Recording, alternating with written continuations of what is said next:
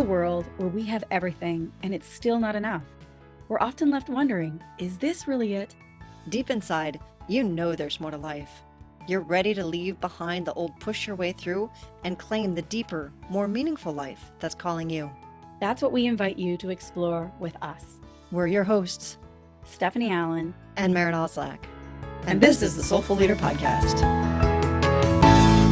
Yay! Welcome to the Soulful Leader Podcast and Happy New Year. We're super excited to be here. My name is Maren and I'm here with Stephanie.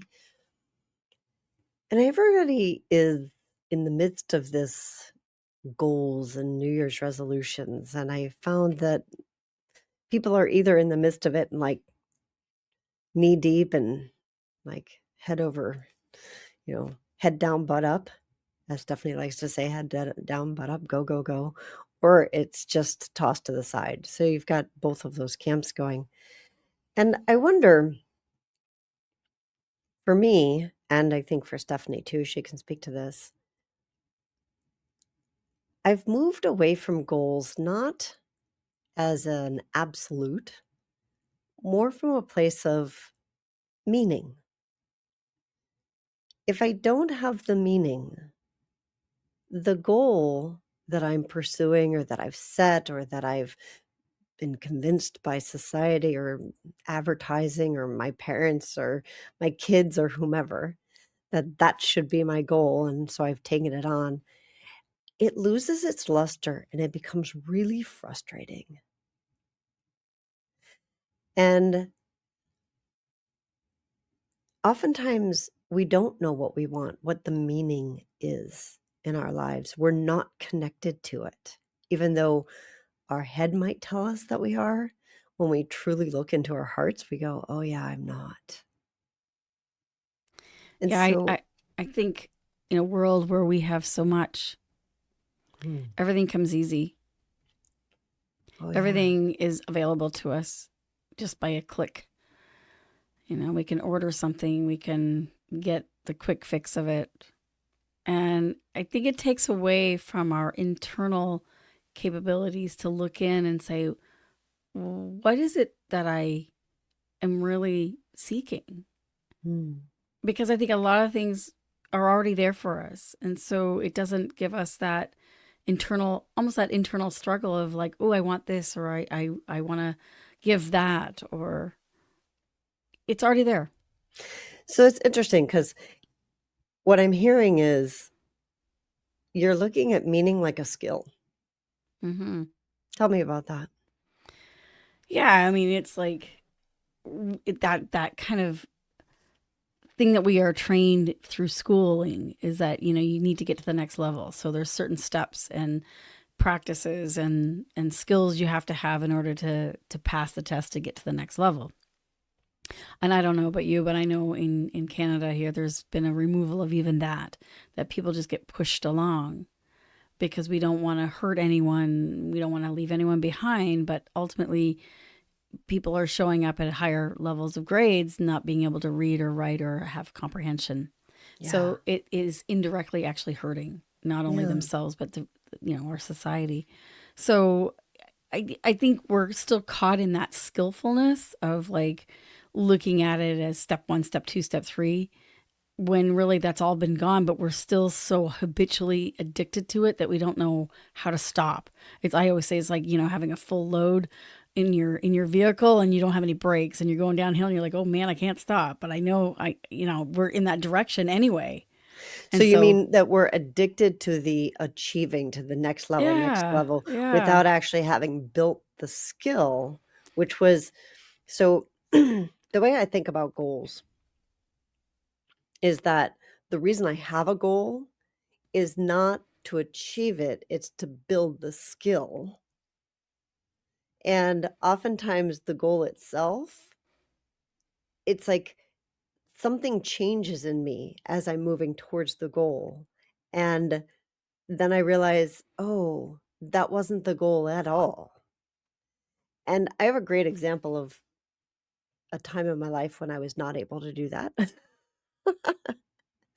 I owned a ballroom dance studio, and many of you know that. And I beat that dead horse because I really thought that my success should look a certain way. And I hadn't gotten to that particular number that I had in my head of here's what success looks like. And that was my goal. It was my goal. I was going to make that or I was going to die trying. And unfortunately, or possibly fortunately for me, the second actually happened, I tried so hard that I burned myself out and I had lots of problems, physical, mental, emotional, and otherwise. And it wasn't until I could look back, hindsight is 2020, that I realized that my goal was developing all of these things in me that I really wanted to develop. They were already developed and I just kept going anyway. So now I was in that burnout phase. So, were you looking at the external validation of Yeah. success versus the internal change of growth that was happening within you? Yes, absolutely. I wasn't looking at, so like we were saying, the skill, I wasn't valuing the skills that were built, the internal changes, who I had become over the years of doing these things. So I lost track of me in the pursuit of the external goal. It's so fascinating, isn't it? It's like, because we really can't measure in the way of our current evidence-based kind of reality of, although there is a way of measuring it, but it's more of a subjective rather than objective. Like Meaning meaning, measuring my own personal yeah, development. you have to look within yourself to say, well, I used to be this kind of person, and through this goal setting, through this, this year of trying to make something happen, I actually have seen my internal change. Now, people close to you, like, that love you and that are in your sphere frequently may also see that, but that's also subjectively. Someone They who may doesn't not. know you doesn't, well, who were you before and who are you now and who are you after? It's different. And I it's don't, not numbers on a spreadsheet. yeah. And that was what I was raised to value and appreciate, not who am I. I mean, yes, there was a part of my life where I definitely was taught to value that and be a good person and all of those things. But even what does that mean, right? Be a good person. What does that mean? According Yeah. to who? According to what? Like, what does that even mean? That's also subjective. And this takes me back to the very first thing we started with of like, if there isn't meaning, your why, like a deeper sense of meaning behind your goals, then they just become these outer movements and they lose their luster really quickly. Mm-hmm. And that's what you're saying of like, without the meaning, then we don't have a measuring stick. And now the measuring stick becomes what somebody else sees, what somebody else values, what like the outer, the external. Right. And we don't have that internal place. So you've lost in two ways. One, because you're not truly attached or really interested in achieving the goal. So it won't motivate you. And two, you have no true good measurement. So you'll end up like me getting burned out trying to do something that is no longer meaningful because originally the studio was super meaningful to me. And I did great things with it. And then it started to go because And I did that inside. I was going to say, because that is also a practice of like, whether it's a relationship, whether it's a business, whether it's your health, whether it is, whatever it is, it's like to find meaning in it. Like I often will say, like, how can I fall in love with this? Like something that is so annoyingly difficult, or like, why do I have to do this? I will trick myself to say, how can I fall in love with this? How can I make this have meaning so that I can stay present and be in it without feeling like I'm a victim? Thank you for going there because that's I think what I was looking for when I asked you earlier. Like you're talking about meaning like a skill. So talk to me about it as a skill because we assume that it's either there or it's not. It's not Yeah. something, and I disagree with that greatly. And that's thanks to very much to my own teacher, Daniel Goodenough, who his entire life has been dedicated to each person's individual meaning for why we're here on the planet. And each of us has a unique individual, like literally, like our fingerprint is unique. Our meaning, our why for being on the planet is unique. And we're not taught to look at that. We're taught to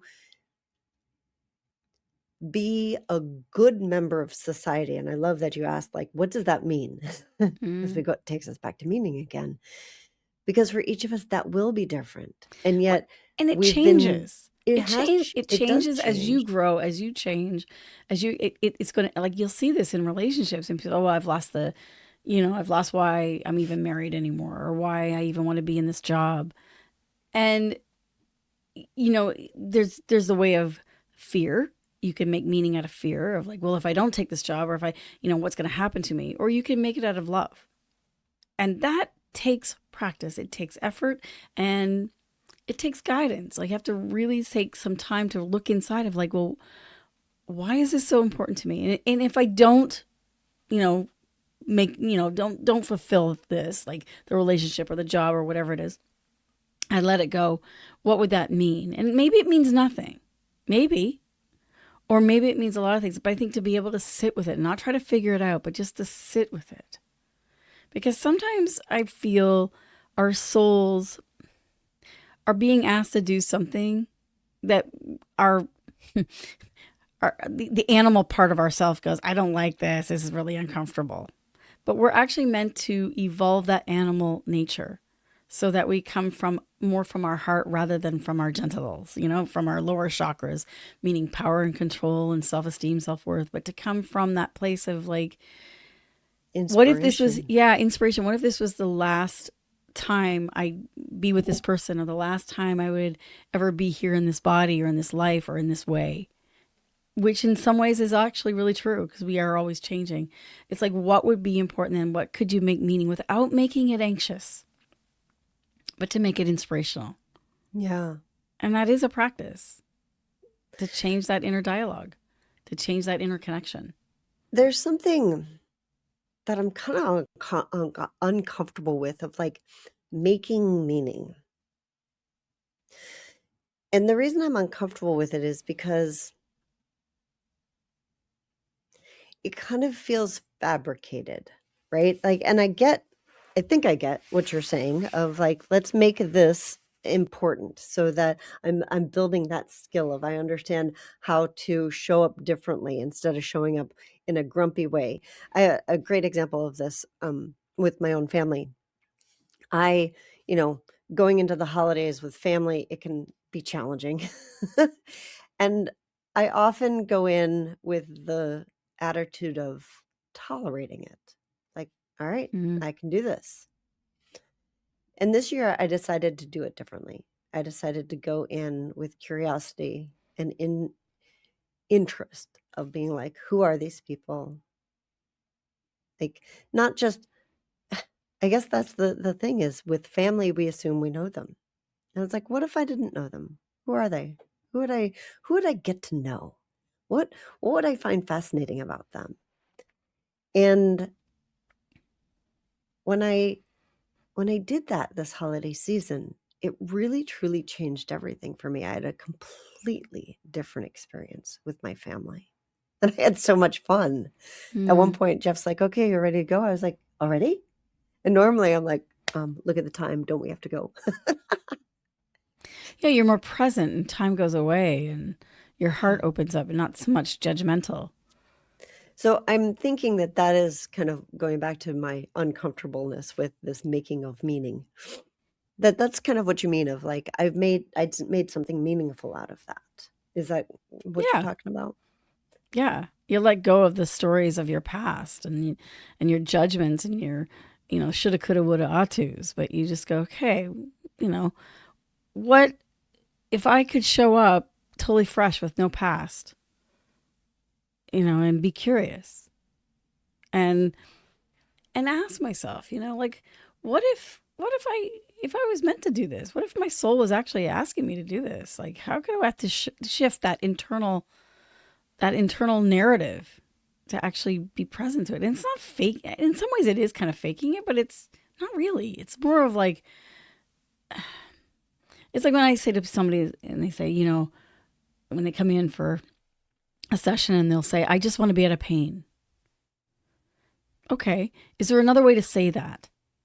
That is more inspirational, because when you're pushing something away, pain, it's going to take energy and effort. And, if the pain wasn't there, what would be there instead?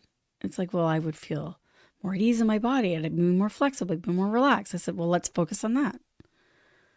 It's the same thing. They'd have more relaxation, more freedom, and there'd be less pain, but we're not focused on the pain. So this is kind of what I'm saying, is like that internal of like with the relationships or with the jobs or with a goal or whatever it is. It's like we tend to look at what isn't working or what we wish would go away. Instead of going, well, what is there that really nourishes me, that really brings joy and inspiration, that I can put my attention there on. I appreciate that distinction, because when I was thinking about meaning, when I was talking about meaning earlier, it was much more from like that deeper level of why I'm on the planet, like my real, like deep meaning. And there is a level of making anything that we do, there's the mystics say that how we do one thing is how we do everything. And what they mean by that is what Stephanie is saying is like, if I show up grumpy to one thing, I'm probably somebody who shows up grumpy to everything. And I can shift that by changing how I show up and changing the meaning. You could maybe call that the story. And so looking at pushing away versus moving towards, of using that as a shift of meaning or a shift of story. And then there is a deeper level of meaning, of like, what is that essence that's in you that truly is your why for waking up in the morning. And most of us don't know what that is. And so it's hard to wake up in the morning, and we need our coffee, and we need our moment to be grumpy, and we need all of the stuff. And when we really connect into that deep why within us, that gets easier. Mm-hmm. Yeah, the more you do something, the more entrained it becomes, the more natural it becomes. And that's also like even being, cranky and grumpy. The more you do cranky and grumpy, the more you become cranky and grumpy. It does. And I'm not saying that you don't feel that which is uncomfortable. I think that's important too, but it's really like, what part of you is showing up to the uncomfortability? Are you making a story about it? Or can you just observe it? So here's an example of like, I often will say, like, what story are you telling yourself? Like if you have this internal story, so let's use pain again, because it's the most familiar to me. When there's an experience of pain, we can go internally and say, I wish pain would go away. I wish there was something different. I wish I was feeling better. But we have this other story about the pain. It's like, oh my God, I'm getting old. It's only going to get worse. And we kind of go on this, I call it's like a mini series. It's not even just like a dialogue. It's a mini series that has like a full on beyond movie, epic movie. It's like series. And we've gone on this whole story for a long, long, long time. And it's changing our body. Our body is now moving into fight or flight. It's trying to protect us. The hormones are raging. You have all these different things. So it's creating this whole plethora of inner chemicals that may or may not actually be helpful and may actually be contributing to even more pain. And that's why I say, can we reframe it? Can we find it? Yes, the pain is there. But so is the relaxation. So is the rest. So is the permission to ask for help, the permission to receive. There's so many beautiful things about it. If we can start to train ourselves like to be the observer, there's that triangle again, the pain and the possibility, the health, the well-being. And then the middle one is like, can we be present to both of those and help to draw up the new story? Like, what would be the new story? Not to, because I think we're so caught in making pain go away. But what if What if pain was actually helping us become present to the gifts that are being hidden? I just have a different story around pain. Well, I think a great example is what you were talking about earlier.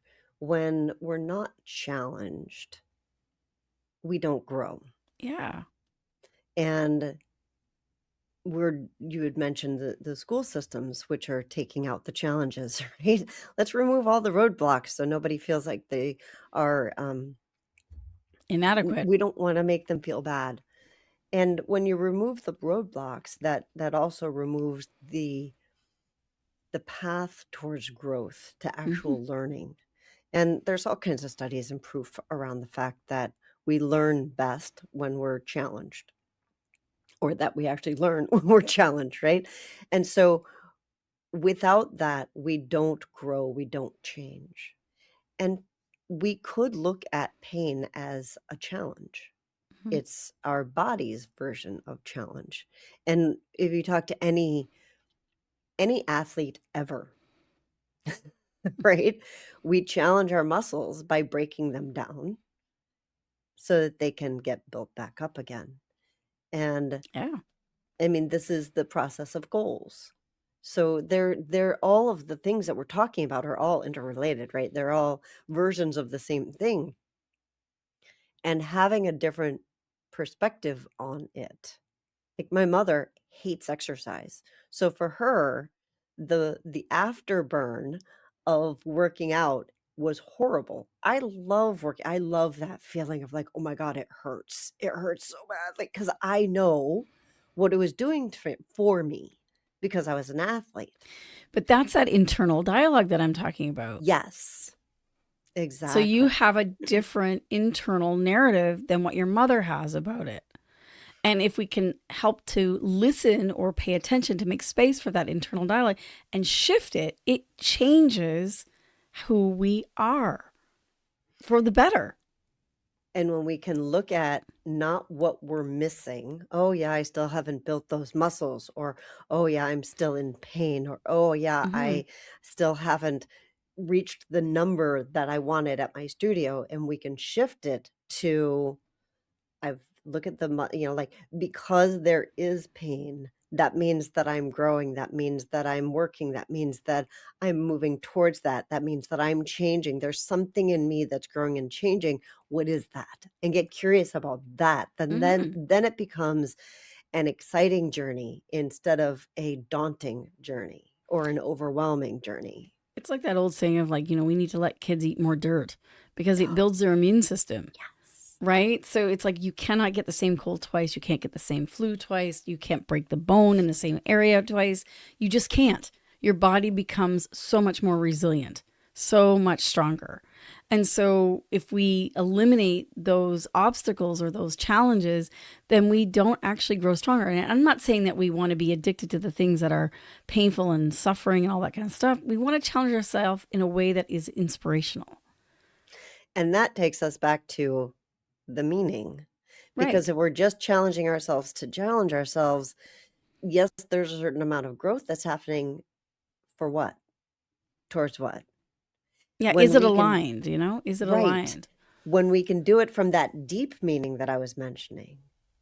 And that's where the challenge was, well, am I making meaning? Am I making meaning? Or am I connecting to my own deep meaning? Because when I'm connected to my own deep meaning, then which of these pains and which of these obstacles is mine to actually move through becomes so much clearer, and then I don't have all the excess of it, right? I don't have to tackle everything. I can let some things go. Yeah. That align I love that word, alignment. Hmm. Yeah. So our wish for you this 2026, this year, whatever year you're listening to this in, because this will be around on the internet forever, I'm sure. And our wish for you is to be aligned in your pursuits so that you're connected to your meaning, and that the stories are gentler and Yeah. And inspiring. you're clearing out those internal dialogues that are creating pain and discomfort within you. How can you restore them so Yeah. that maybe the outer world hasn't really gotten to where you want it to go. But your internal is very different. How you're showing up is different. How you are with yourself is different. Your inner narrative is different. And that actually makes a huge impact in the world, far more than actually doing something in the outer. It does. And if you're interested in doing that with us, you can always contact us. You can find us on Facebook and LinkedIn and on YouTube at Soulful Leaders. Thanks so much, and we'll talk to you in a couple weeks.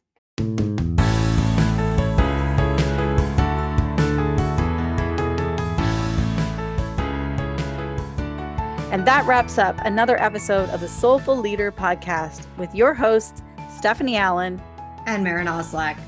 Thank you for listening. If you'd like to dive deeper, head over to our website at thesoulfulleaderpodcast.com. Until next time.